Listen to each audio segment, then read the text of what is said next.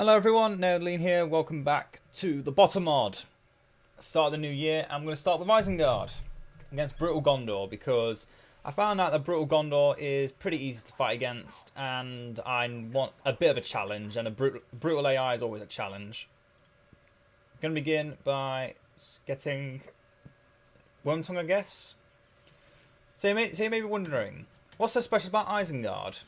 I mean, they got this beautiful construction building. But this is their first special thing, a unit called an Overseer. And you may be wondering, what does an Overseer do? Well, it gives buffs to units, it can give units XP, it can make labourers work faster, and it can also go into a furnace to increase its production speed. So yeah, very versatile unit, and you can get a maximum of 3 of them.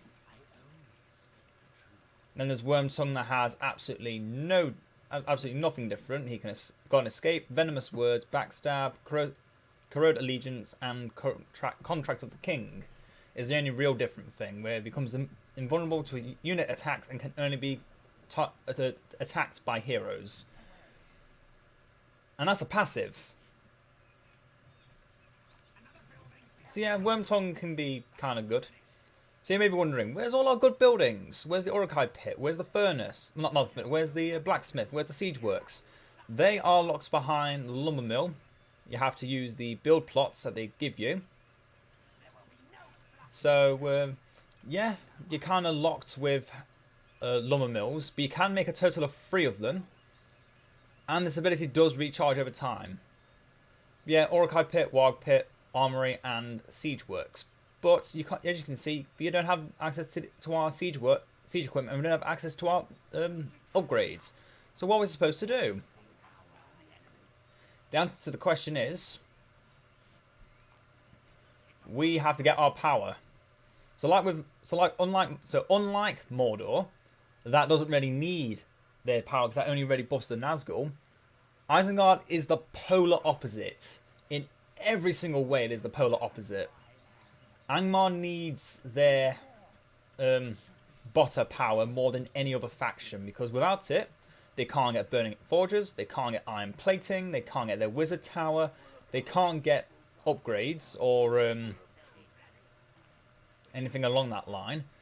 They can't get their Elite Uruk-hai, they can only recruit Uruk Scouts, and can have only a maximum of 5. And Wildmen. And Warg Riders. That is it, that's all you've got. Heroes, they're obviously unrestricted. But yeah, breeding is how you get your Uruk-hai. And in time, you'll be able to show off everything else that Isengard has to offer. So yeah, in general, Isengard is... it does have a bit of restriction in its... where it can place its buildings, but it has more... availability. So no, it has less availability but more customization than any other faction, except for the Misty Mountains and its particular Goblin Town form, because obviously we can't... Oh wait, no. Oh, I did not realise that the Wildman Lodges could be built anywhere. I thought they had to be built within the confines of the base. Nope, they can be built anywhere. So yeah, Isengard is really a mixed bag.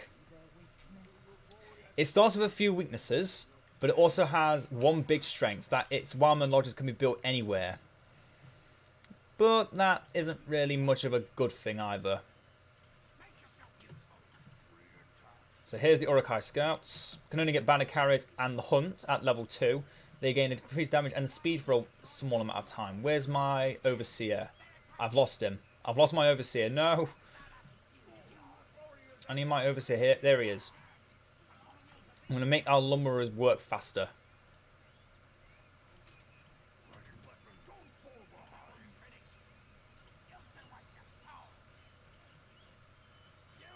Just keep making more furnaces.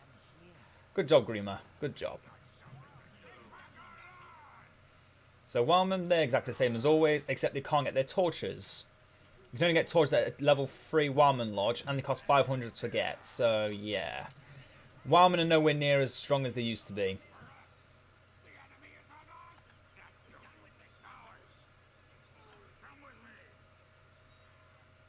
That was a bit of an unfortunate waste of income. Oh, come on! What are you doing? You... I am disappointed in these Urukai. Quite a bit, actually. Very disappointed. Whip them. That'll make it better.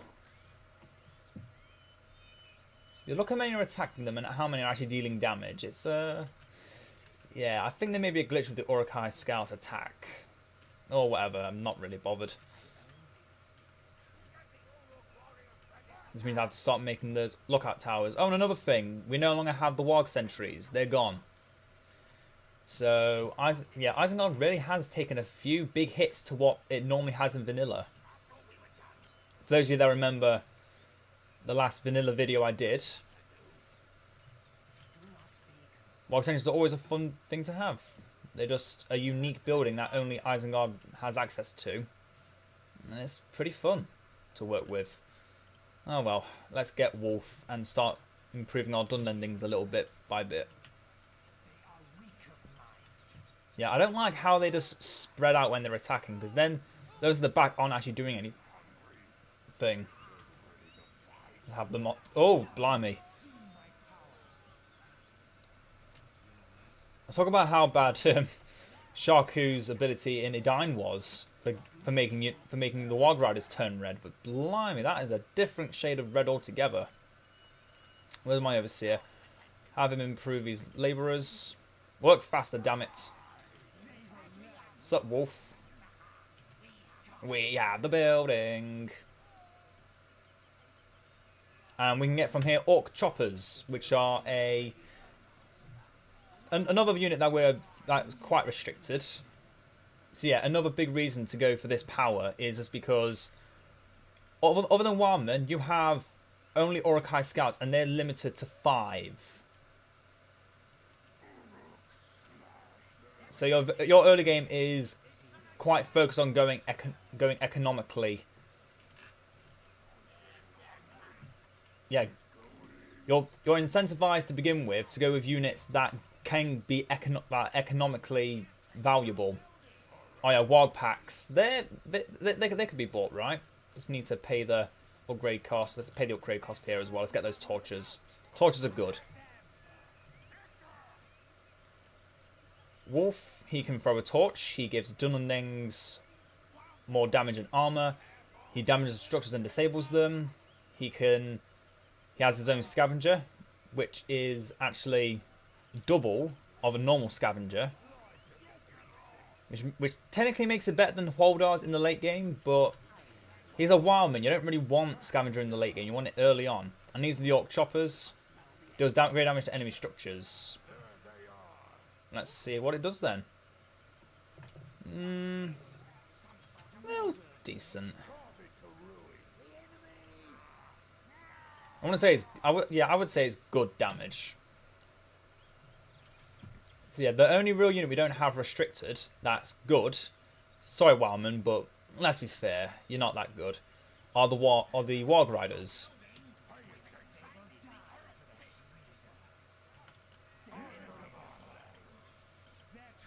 Good old Grima just can run away like a coward, but you know, kind of necessary. Get him out of there so he doesn't die. And look at that, they just keep... I knew you were going to do this. And now we look at the one thing that is never actually mentioned in the films, but is mentioned in the book, the White Hand Pillar. So you may be wondering, how is this related to Isengard and Saruman in any way? This was, I think it was facing or pointing towards Isengard, and that was how and that was based. I don't remember the lore behind why it was made, but it was something that Saruman made, I think, just for the Urukai to know where they were. Oh, I don't know. That's some pretty decent damage. This is a tier 2 building, and this is pretty decent damage. It's how good Warg Riders are. I mean, they're up against Pikemen, their natural enemy, and they took near no charge damage. That's pretty big. That's a big deal, taking near to no charge damage. Are we really going to finish it now? No, let's get the industrialization power and get out of here.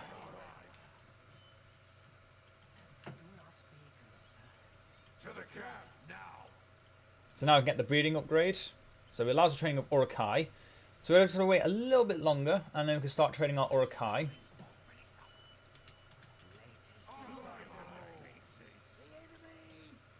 Yeah, those Orc Choppers have the Black Orc speech and it's not good. So yeah, Urukai are very, very pushed back for Isengard.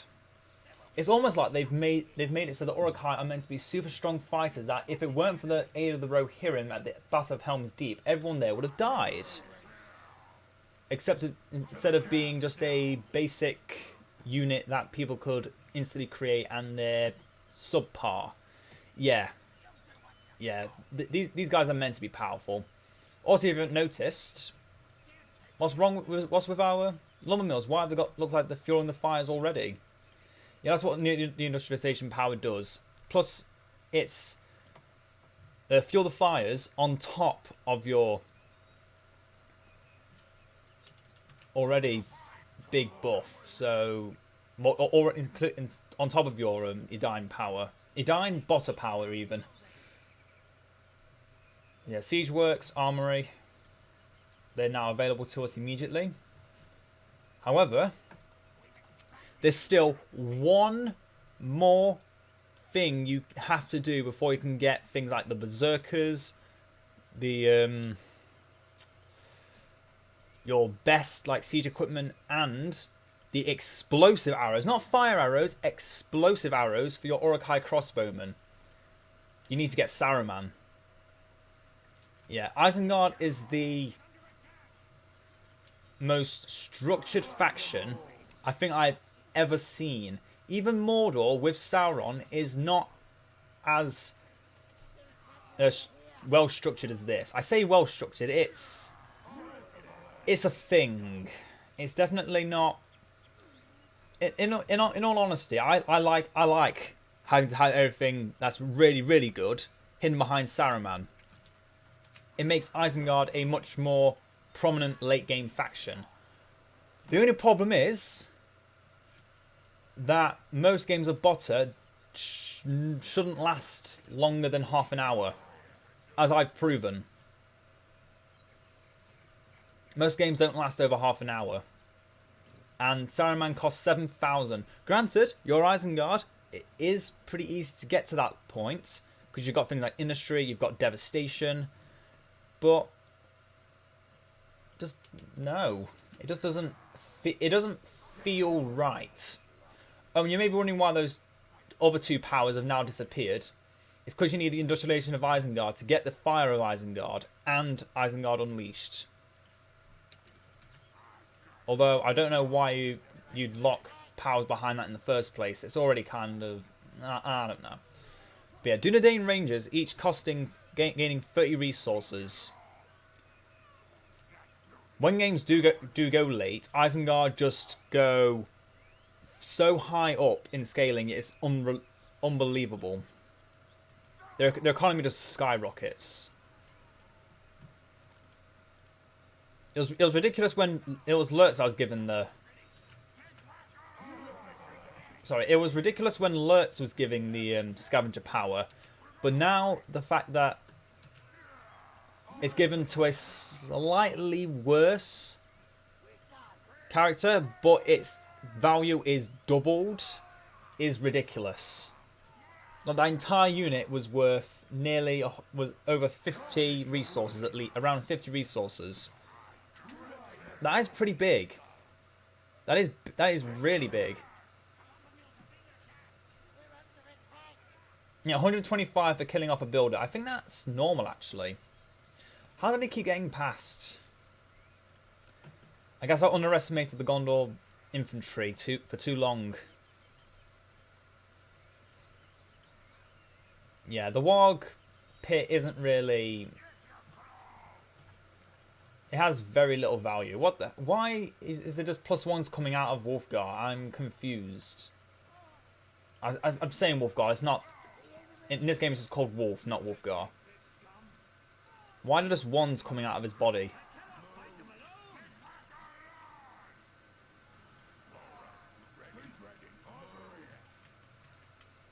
Run away. Live to fight another day. This is Gandalf. We're not winning this one.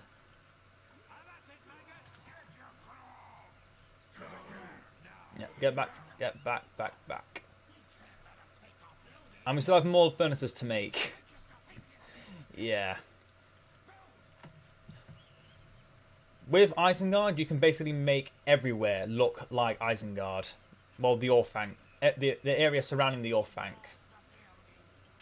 Which I do like. I do like that Isengard is a bit more clustered and more industrial than every other faction, because that what Saruman's plan was. He's a student of Arle, so of course he's going to have really big focus on industry and steelcraft and such, and also learning from Kurumo's skillfulness. For those who don't know who Kurumos is, or Kurumo, it's Saruman. That's his Istari name. And yeah, you can only have a total of 3 explosive mines, so you can't just go, I'm going to place a mine here, I'm going to place a mine here, and here, and here, and here, and here, and just watch the world explode. You can only have 3. And I don't know what this is. Purchase Goblin Torch, increase this horde to level 2, can be upgraded at that level. What? I think that's a glitch. I think that's just another BOTTA, little glitch in BOTTA that hasn't really been looked at.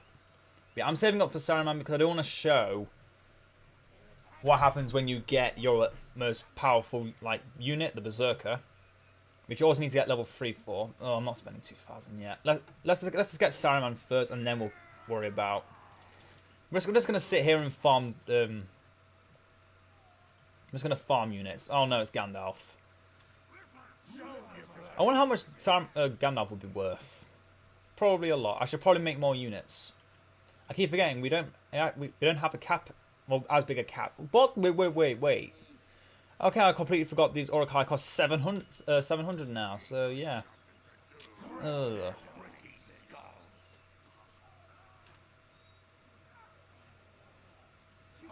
Nice. Backstab. Gandalf. Come on, Grima, use backstab. So Lurtz has a very angry-looking face, but to be fair, when doesn't he? He gives Orokai scouts around him extra damage and speed because he is the captain of scouts. He can cripple an enemy hero, like he always can. Gains damage, armor, and can only be used when equipped with sword as his carnage. And then find the halflings. Lurtz and Orc scouts gain additional damage and double vision for 40 seconds. That's pretty big. Anything that's more than 10 seconds is big. Oh, we've now got access to our Fell Thunder. You may be thinking, why is it such a small area? Because it has a relatively small cooldown. But look at that fire. Oh, that doesn't possess as long as I thought it would. Oh well. We've got enough for Saruman, let's get him. Ugluk and Shaku, Ugluk is more of a support version of Lurtz. Lurtz is obviously a hero killer with his cripple and carnage. But because of his leadership's now focusing on the Orokai scouts, he is subpar.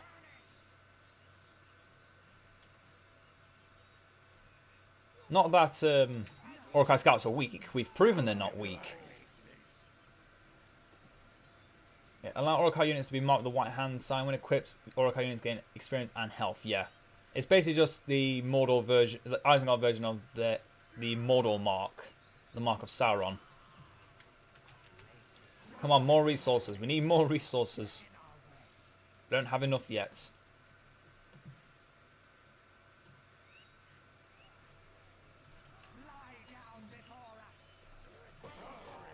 So if I was to make a quick observation on every faction and say what's their biggest strength, Mordor obviously is their spam.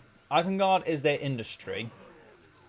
The Misamans I won't say anything about yet, because that'll be spoiling what is to come.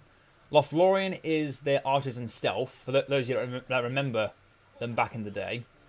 I showed them off. The dwarves is basically the good version of Isengard. Very high emphasis on industry, but instead of making it more destructive, it's more focused on. They also have subterranean.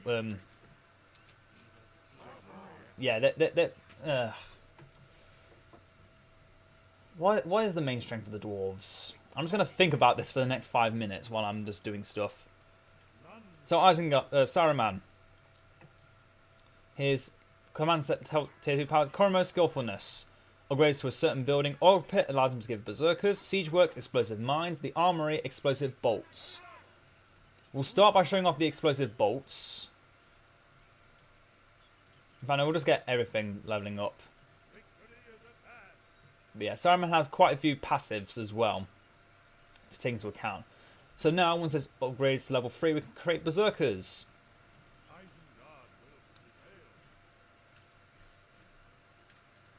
Oh, did my builders die? Oh, damn, I let my builders die. Gotta make more. So Saruman's first passive. Isengard units around across the battlefield gains speed and experience. Just Saruman's presence is enough. And enemy units around Saruman lose armor and damage and become hostile to each other in the medium range. And level 10, enemy heroes around Saruman lose armor and damage and become hostile to each other in a small radius. So quite literally, Saruman's very being. Oh, Wormtongue died to an Aragorn. Oh no, they're making heroes now. That's not good.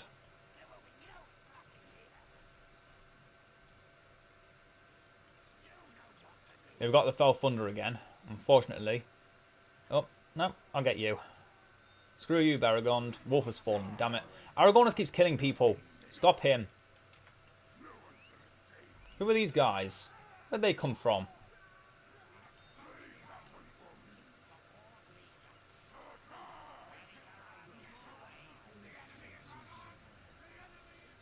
Come on, Lurch, you can beat Aragorn. For once, beat him. Backstab Boromir. Saruman starts with Wizard Blast like he normally does. Then he gets his Fireball. Then he gets his Dominate, which is his Wormtongue ability just renamed. Because, you know, why not? Might as well rename some things. And also if I had the sound on him going, "Rah!"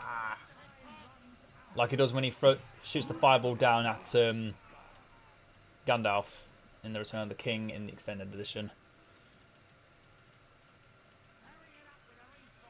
I know, I know.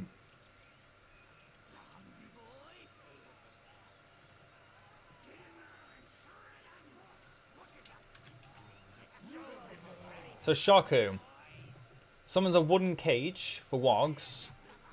So, oh right. So this is where the new thing comes from. They get blood. Shaku can summon blood wargs, which are warg sentries. Wargs and warg riders gain experience. Okay. Gonna get the Wildman Shaman as well. Show you what they're like. Because they're interesting units. Let's just say that they are interesting. Then he gets his Man-Eater. Let's make sure he has that on auto select so he can instantly heal off things if he can get near one before he kills them all. Let's see what this does against the building. Fell Thunder. Quite disappointing, yes, but there is a level 3 blacksmith. Okay, let's get alerts out of that. Put his cripple back on standby. Cripple Boromir. Oh, so poetic. Let's get another Orc Pit built. And then let's start getting some Berserkers. And let's see how powerful they are in this mod. So these are the Urukai. Exactly the same as normal in normal instances. They just cost more and they're slightly better. That is it. That is all the Urukai are. Slightly better versions of what they were in BFME 2. Unfortunately. Oh yeah, we can spend 100 to re-recruit the Blood Warg if it dies. The building has decent health as well. Although it does have a pretty long cooldown.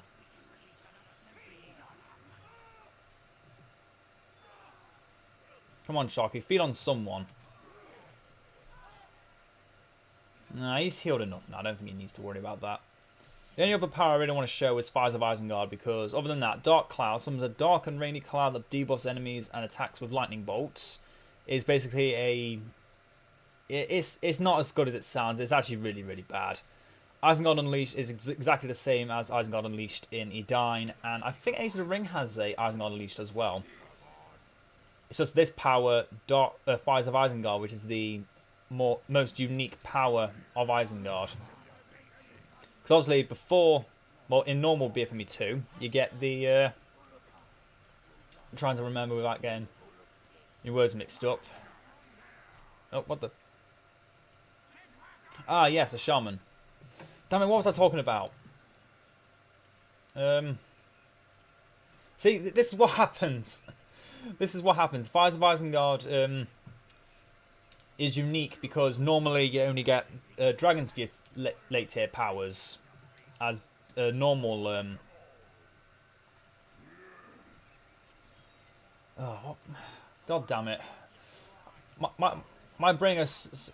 I so quickly forget what I'm talking about sometimes. It's a bit ridiculous. Okay, what was I talking about? Yes, the late game powers of Isengard in vanilla BFME 2 are dragons. And in mods, they aren't dragons. Normally they're... It was Isengard Unleashed in Edine and a big set of mines that then blow up for a decent amount of damage. But then that's it. That's all you get. With Isengard, you get a big damage area. Similar to that of... what's the word? The Fires of Orodruin. And Shaku died quickly. He probably ran in some way he shouldn't have. That's his fault, not mine. Oh, look, and let's get Wolf back, because he is our XP gain. Not XP, resource gain.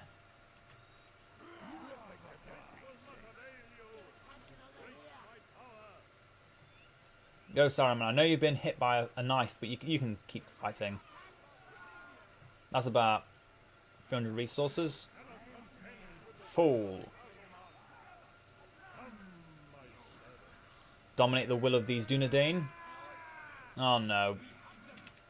Aragorn's gone on one. At least now we've got some allies to kill off the rest of them. Wait, so where are we getting resources from? That's what I want to know. Where are we getting the resources from if Wolf's dead? He wants them dead. Going to Carnage. So, Ugluk. Units and heroes are slightly healed around him and gain speed. Same as it... Well, very similar to what you have in Edine. We've now got the Fires of Isengard. We'll show that off around here. Yeah, it's basically a Caller-looking barrage. But it does no damage. Yep, very anticlimactic. I made you all think, yeah, it's going to be an amazing power. It does all this and this and this. No. I wish it did.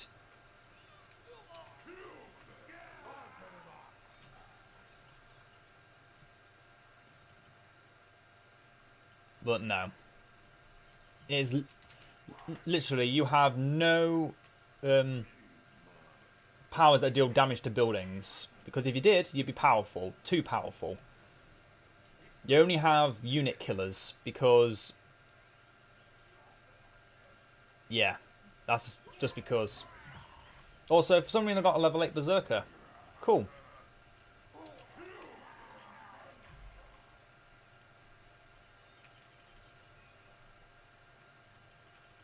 Just keep getting more.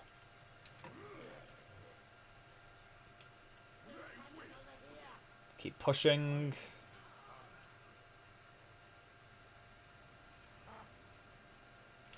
Orglok gains damage and faster attack speed in the state. Hits enemies he hits with extra precision, leaving open wounds for an enemy hero. If the hero survives, he'll continue to lose health for 30 seconds. So yeah, he does bleed damage. You are weak.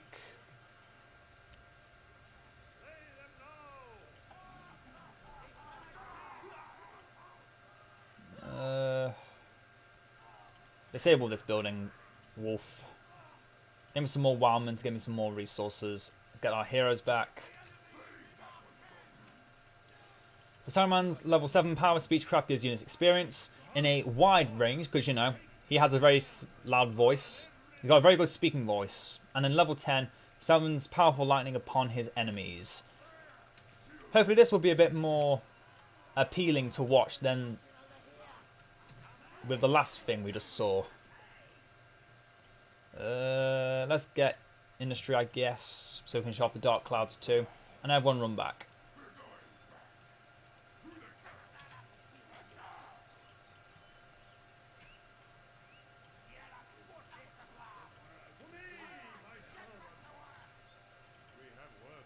Come on, Saruman, run. Why are you...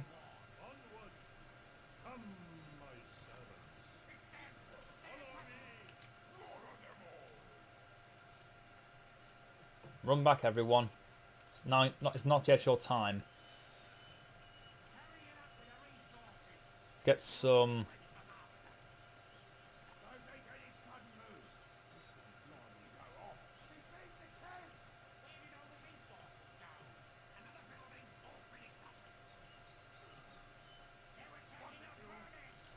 Saruman, I need you to use your might of... Koromo's skillfulness on our armory so we can get explosive arrows and show off how meh they are. Let's say about these powers. Units gain experience in power, gains experience faster and power recharge time. Well, that Great Company power comes out really quickly. Use the cost of Isengard upgrades, I'll do that. Yeah, crossbowmen, they no longer have fire arrows, but the explosive bolts fire an explosive bolt on an enemy causing meta impact and increased damage, especially strong against structures. We shall see.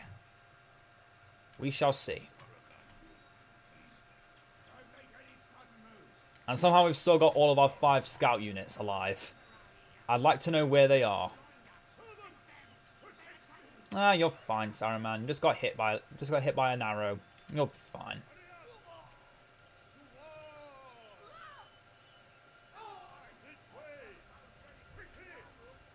Where are the peasants and where are they dying? And there goes Denderfall, that's an extra 500.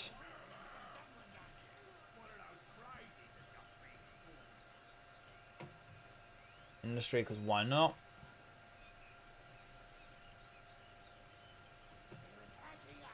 Yeah, I'm kind of dragging this battle on longer than I should, but I don't really care. I just want to show off all the fun stuff that Isengard can show off. So I didn't really do that for Mordor, but to be fair, Mordor doesn't really need showing off. It's very obvious that Orc spam is good enough for them. Isengard is definitely a late game faction. And until then, you just have to play to survive. But I must admit, once you hit the late game, Berserkers, in their current state, from the current state of vanilla, and then with additional power, because they're locked behind tier 3, and you need to spend 7,000 to get Saruman, oh my goodness, they are worth it. And then we can get Overseers as well to just... Well, Sharky, you came back fast. Sharky and nearby Warriors have no deceleration while trampling and gain damage and lose armor. Pardon me.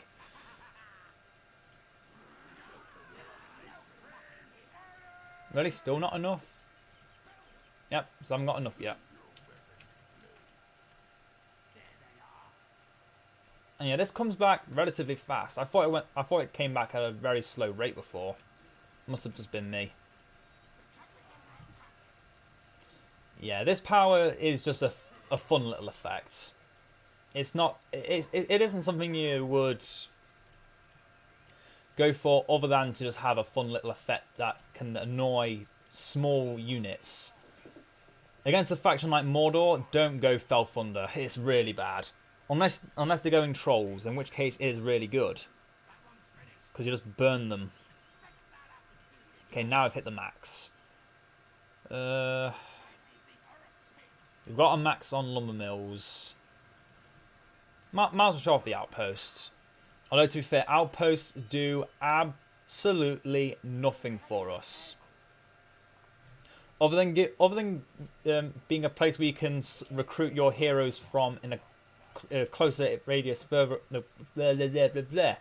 Other than it being a place where you can recruit heroes and builders, it is absolutely pointless to this faction. Because, as I said, Wildman Lodgers aren't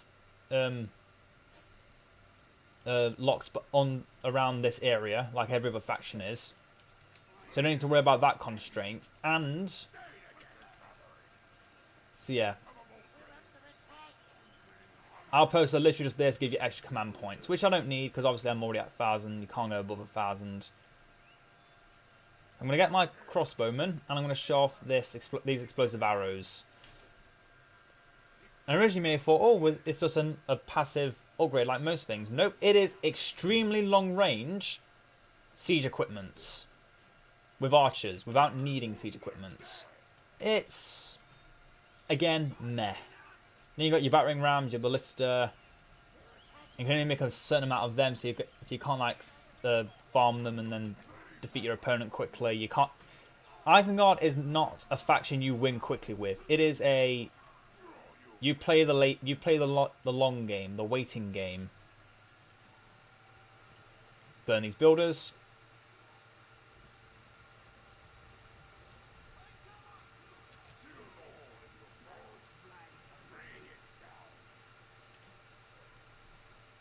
Yeah, we're gonna have to go back again because we still can't still can't finish them off.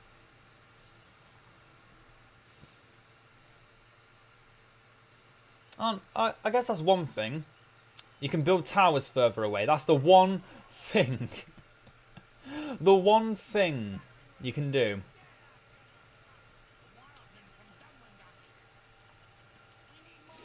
Oh god. Throat's feeling a bit odd. Probably need a break after this, just to get something to drink.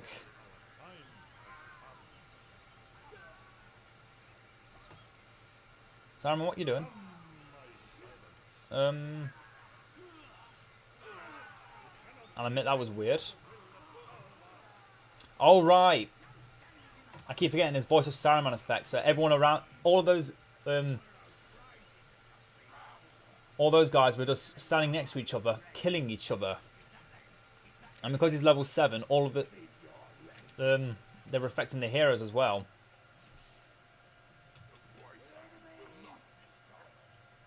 So now I can get the Dark Clouds, and we'll show what they can do. Decent range, debuffs enemy units. It can be moved, by the way. It is a moving cloud, I think. It is a moving cloud.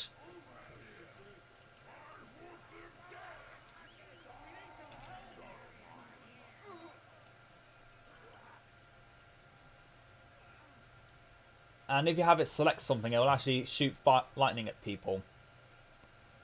So I must admit, it is actually quite decent. It is a very good way to lock down an enemy hero from doing anything, because you can just have it attack, and they can't kill it. And it has a pretty long range, a pretty long duration as well.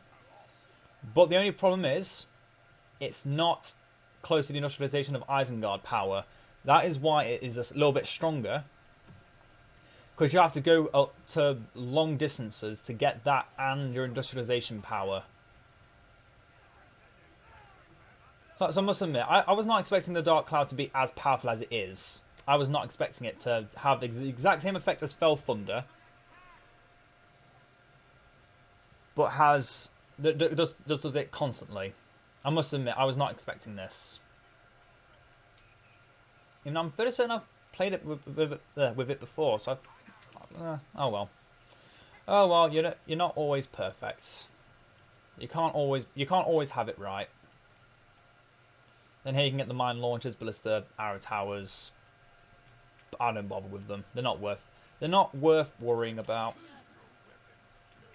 So I think now we've got siege equipment, and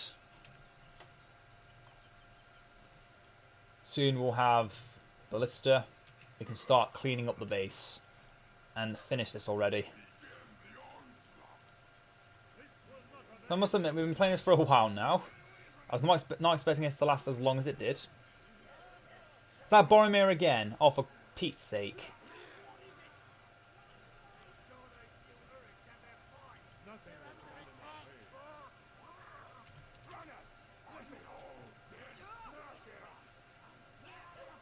Shaku's back.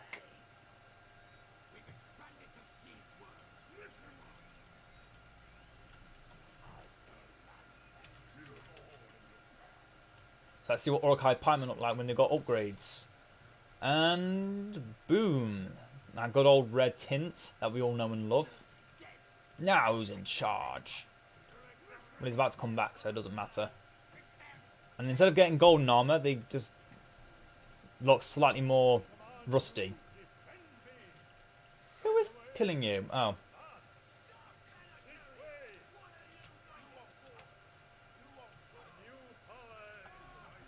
Ugluk, what's the rest of your powers? Summon more her. And then all Uruk-hai around Ugluk gain double damage and lose armor. Don't care. Just die. Kill and die. Warriors of Isengard. 31 power points. Blimey, that was quick. Isengard Unleashed. Yeah, pretty big area. But it's needed. You know, and he's even called Saruman of many colours.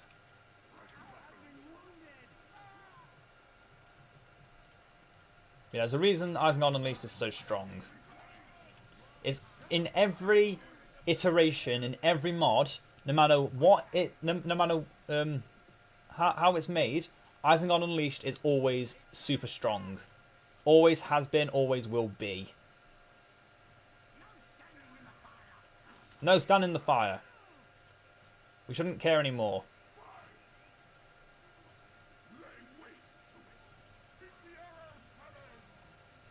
Explosive arrows in the end. Yes. So this was Isengard. A lot more expansive than what I've done in the past with Mordor and Angmar. But obviously still not meant to be like a tutorial or a walkthrough on how to play as Isengard, because let's face it, no matter who you, depending on what faction you're playing as and who you're playing against, there's always got to be you've always got to think of a different strategy. You can't always go for the same thing, unless you're Mordor, in which case Orc spam 99.9% of the time will always work. Unless you're up against a really good like Lothlorien player, if you play multiplayer.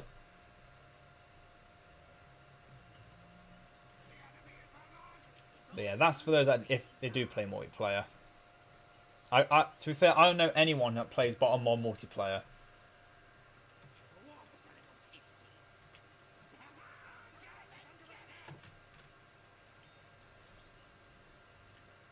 Might as well get the excavation and see if that cripples them. It does not. Oh wait, it was building. We'll never know.